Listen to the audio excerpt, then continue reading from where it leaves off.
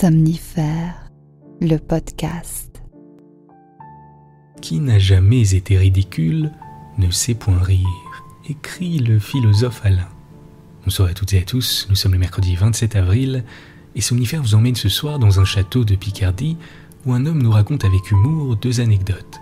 La dernière plaisanterie dont il a été victime et la première qu'il ait jamais faite. C'est une nouvelle légère et amusante de Maupassant intitulée « La farce ou les mémoires d'un farceur ». Je vous souhaite une excellente nuit et maintenant place à notre séance de relaxation. La séance de relaxation. Lorsqu'on est inquiet, anxieux ou préoccupé, nos pensées prennent souvent tout l'espace. Toute notre énergie est dirigée vers le sujet de nos préoccupations et cela nous empêche de trouver la détente.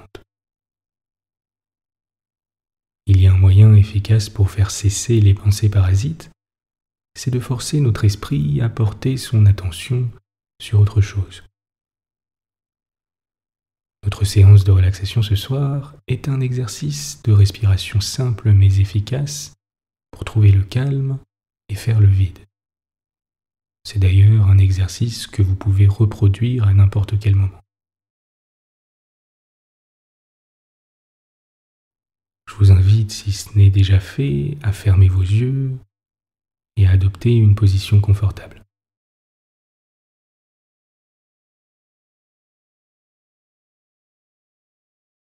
Prenez d'abord un instant pour vous détendre complètement et relâcher les tensions.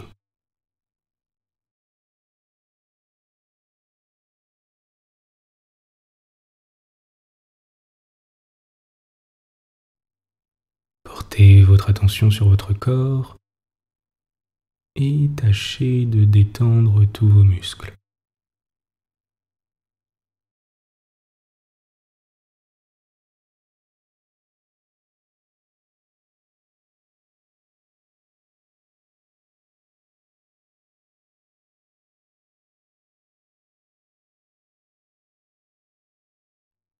À présent, portez votre attention sur votre respiration.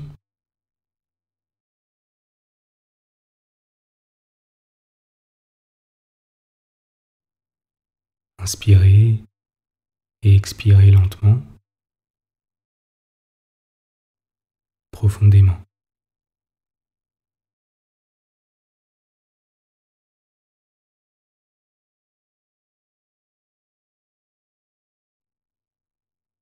Lorsque vous êtes prêt, on va commencer à compter chacune de nos inspirations jusqu'à 10. Si vous perdez le fil, repartez simplement depuis le début. Si vous finissez un cycle, entamez-en simplement un nouveau. On commence avec la première inspiration. 1.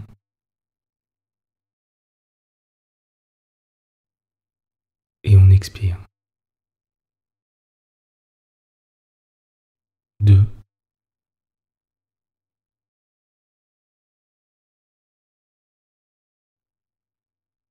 3.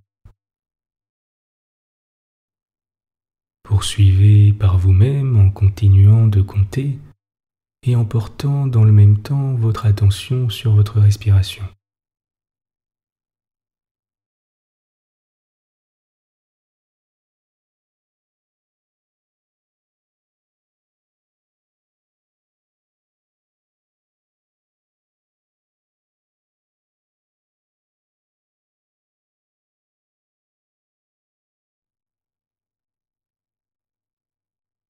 Si des pensées vous viennent, laissez-les simplement passer.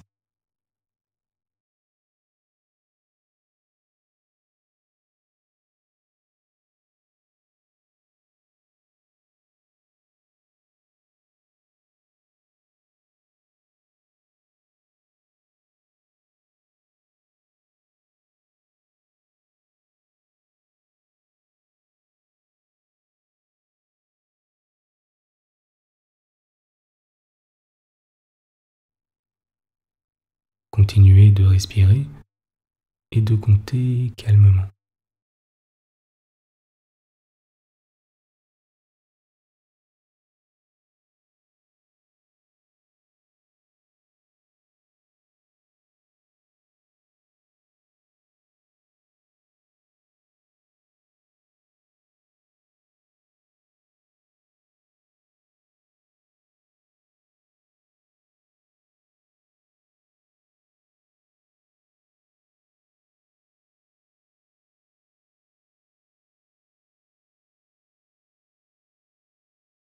autoriser la détente à s'installer.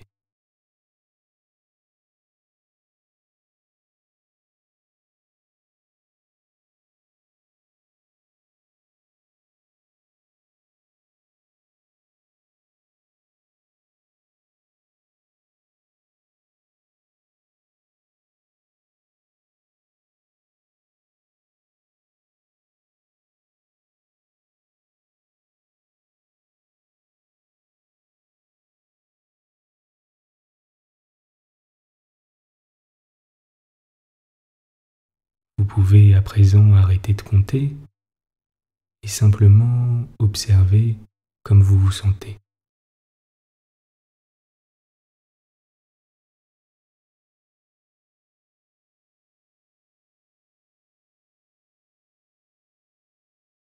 Comme il est agréable de ralentir le flux de nos pensées et de simplement se laisser bercer au rythme de notre respiration.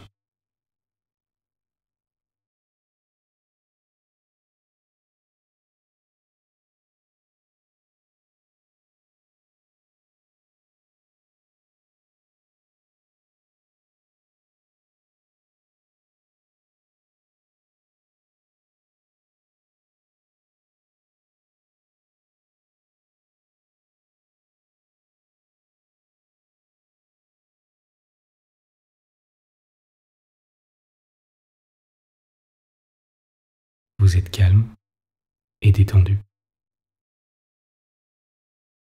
L'histoire du soir. Nous vivons dans un siècle où les farceurs ont des allures de croque-mort et se nomment politiciens. On ne fait plus chez nous la vraie farce, la bonne farce, la farce joyeuse, saine et simple de nos pères. Et pourtant, quoi de plus amusant et de plus drôle que la farce? Quoi de plus amusant que de mystifier des âmes crédules, que de bafouer des niais, de duper les plus malins, de faire tomber les plus retors en des pièges inoffensifs et comiques? Quoi de plus délicieux que de se moquer des gens avec talent, de les forcer à rire eux-mêmes de leur naïveté, ou bien quand ils se fâchent, de se venger par une nouvelle farce? Oh, j'en ai fait des farces dans mon existence. Et on m'en a fait aussi, morbleu, et de bien bonnes. Oui, j'en ai fait de désopilantes et de terribles. Une de mes victimes est morte des suites. Ce ne fut une perte pour personne. Je dirai cela un jour, mais j'aurais grand mal à le faire avec retenue, car ma farce n'était pas convenable, mais pas du tout. Elle eut lieu dans un petit village des environs de Paris. Tous les témoins pleurent encore de rire à ce souvenir, bien que le mystifié en soit mort, paix à son âme. J'en veux aujourd'hui raconter deux, la dernière que j'ai subie et la première que j'ai infligée. Commençons par la dernière, car je la trouve moins amusante, vu que j'en fus victime. J'allais chasser à l'automne chez des amis en un château de Picardie. Mes amis étaient des farceurs, bien entendu. Je ne veux pas connaître d'autres gens. Quand j'arrivai, on me fit une réception princière qui me mit en défiance. On tira des coups de fusil, on m'embrassa, on me cajola comme si on attendait de moi de grands plaisirs. Je me dis « Attention, vieux furet, on prépare quelque chose. » Pendant le dîner, la gaieté fut excessive, trop grande. Je pensais, voilà des gens qui s'amusent double et sans raison apparente. Il faut qu'ils aient dans l'esprit l'attente de quelques bons tours. C'est à moi qu'on le destine, assurément. Attention. Pendant toute la soirée, on rit avec exagération. Je sentais dans l'air une farce, comme le chien sent le gibier. Mais quoi? J'étais en éveil, en inquiétude. Je laissais passer ni un mot, ni une intention, ni un geste. Tout me semblait suspect, jusqu'à la figure des domestiques. L'heure de se coucher sonna, et voilà qu'on se mit à me reconduire à ma chambre en procession. Pourquoi? On me cria bonsoir.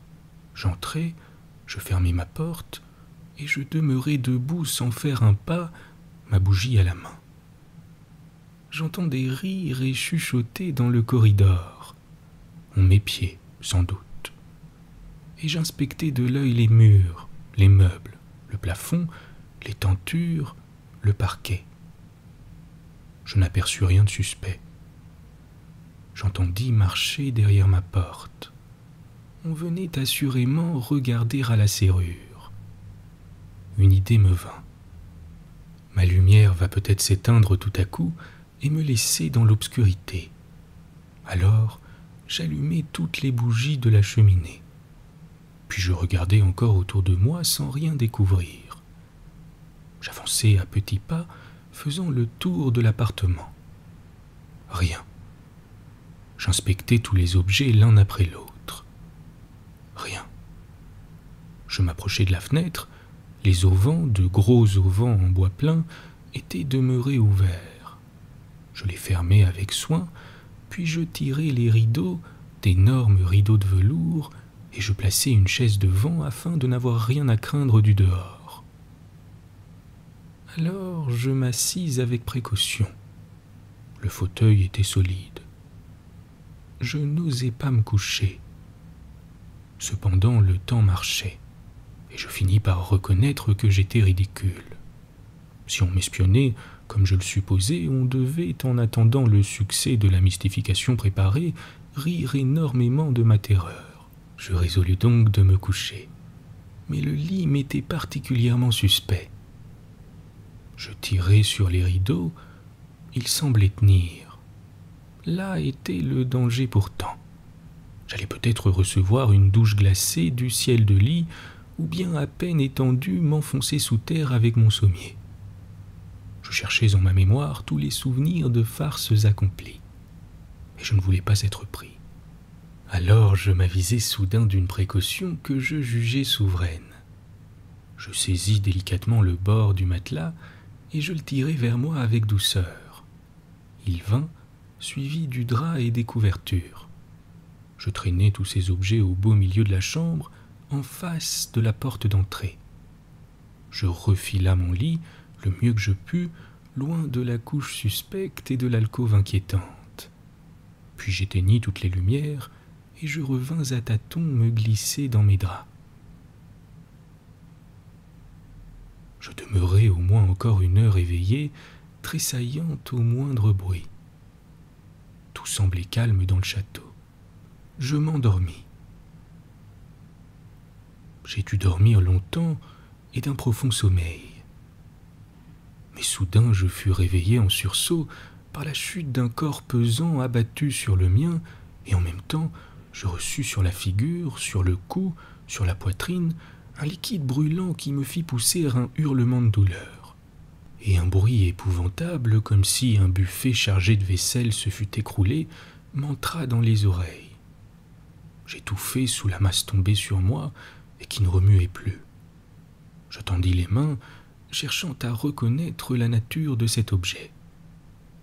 Je rencontrai une figure, un nez, des favoris. Alors, de toute ma force, je lançai un coup de poing dans ce visage. Mais je reçus immédiatement une grêle de gifles qui me firent sortir d'un bond de mes draps trempés et me sauver en chemise dans le corridor dont j'apercevais la porte ouverte. Stupeur, il faisait grand jour. On accourut au bruit et on trouva étendu sur mon lit le valet de chambre, éperdu, qui m'apportant le thé du matin avait rencontré sur sa route ma couche improvisée et m'était tombé sur le ventre en me versant bien malgré lui mon déjeuner sur la figure. Les précautions prises de bien fermer les auvents et de me coucher au milieu de ma chambre m'avaient seul fait la farce redoutée. On a ri ce jour-là. L'autre farce que je veux dire date de ma première jeunesse. J'avais 15 ans et je venais passer chaque vacances chez mes parents, toujours dans un château, toujours en Picardie. Nous avions souvent en visite une vieille dame d'Amiens, insupportable, prêcheuse, hargneuse, grondeuse, mauvaise et vindicative. Elle m'avait prise en haine, je ne sais pourquoi, et elle ne cessait de rapporter contre moi tournant en mal mes moindres paroles et mes moindres actions. Oh, la vieille chipée!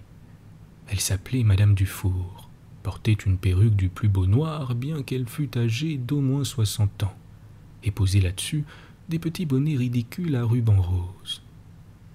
On la respectait parce qu'elle était riche. Moi, je la détestais du fond du cœur, et je résolus de me venger de ses mauvais procédés. Je venais de terminer ma classe de seconde, et j'avais été frappé particulièrement dans le cours de chimie par les propriétés d'un corps qui s'appelle le phosphure de calcium, et qui, jeté dans l'eau, s'enflamme, détonne et dégage des couronnes de vapeur blanche d'une odeur infecte. J'avais chipé pour m'amuser pendant les vacances quelques poignées de cette matière assez semblable à l'œil à ce qu'on nomme communément du cristaux. J'avais un cousin du même âge que moi. Je lui communiquai mon projet. Il fut effrayé de mon audace. Donc un soir, pendant que toute la famille se tenait encore au salon, je pénétrai furtivement dans la chambre de Madame Dufour et je m'emparai, pardon mesdames, d'un récipient de forme ronde qu'on cache ordinairement non loin de la tête du lit. Je m'assurai qu'il était parfaitement sec et je déposai dans le fond une grosse poignée de phosphure de calcium. Puis j'allai me cacher dans le grenier, attendant l'heure. Bientôt, un bruit de voix et de pas m'annonça qu'on montait dans les appartements. Puis le silence se fit. Alors, je descendis nu-pieds retenant mon souffle et j'allai placer mon œil à la serrure de mon ennemi. Elle rangeait avec soin ses petites affaires. Puis elle ôta peu à peu ses hardes, endossa un grand peignoir blanc qui semblait coller sur ses os. Elle prit un verre, l'emplit d'eau, et enfonçant une main dans sa bouche comme si elle eût voulu s'arracher la langue, elle en fit sortir quelque chose de rose et de blanc, qu'elle déposa aussitôt dans l'eau. J'eus peur comme si je venais d'assister à quelque mystère honteux et terrible. Ce n'était que son râtelier. Puis elle enleva sa perruque brune et apparut avec un petit crâne poudré de quelques cheveux blancs, si comique que je faillis cette fois éclater de rire derrière la porte. Puis elle fit sa prière, se releva, s'approcha de mon instrument de vengeance, le déposa par terre au milieu de la chambre et, se baissant, le recouvrit entièrement de son peignoir. J'attendais le cœur palpitant. Elle était tranquille, contente, heureuse. J'attendais, heureux aussi, moi, comme on l'est quand on se venge. J'entendis d'abord un très léger bruit, un clapotement, puis aussitôt une série de détonations sourdes comme une fusillade lointaine. Il se passa en une seconde, sur le visage de Madame Dufour, quelque chose d'affreux et de surprenant. Ses yeux s'ouvrirent, se fermèrent, se rouvrirent, puis elle se leva tout à coup avec une souplesse dont je ne l'aurais pas cru capable, et elle regarda. L'objet blanc crépitait, détonnait, plein de flammes rapides et flottantes, comme le feu grégeois des anciens. Et une fumée épaisse s'en élevait, montant vers le plafond, une fumée mystérieuse, effrayante comme un sortilège. Que dut-elle penser, la pauvre femme? Crut-elle à une ruse du diable, à une maladie épouvantable? Crut-elle que ce feu sorti d'elle allait lui ronger les entrailles, jaillir comme d'une gueule de volcan ou la faire éclater comme un canon trop chargé? Elle demeurait debout, folle d'épouvante, le regard tendu sur le phénomène. Puis tout à coup, elle poussa un cri comme je n'en ai jamais entendu et s'abattit sur le dos. Je me sauvai et je m'enfonçai dans mon lit et je fermai les yeux avec une force comme pour me prouver à moi-même que je n'avais rien fait, rien vu, que je n'avais pas quitté ma chambre. Je me disais, elle est morte, je l'ai tuée. Et j'écoutais anxieusement les rumeurs de la maison. On allait, on venait, on parlait, puis j'entendis qu'on riait. Puis je reçus une pluie de calottes envoyée par la main paternelle. Le lendemain, Madame Dufour était fort pâle. Elle buvait de l'eau à tout moment. Peut-être, malgré les assurances du médecin, essayait-elle d'éteindre l'incendie qu'elle croyait enfermé dans son flanc. Depuis ce jour, quand on parle devant elle de maladie, elle pousse un profond soupir et murmure : « Oh madame, si vous saviez, il y a des maladies si singulières. » Elle n'en dit jamais davantage. Bonne nuit. Bonne nuit.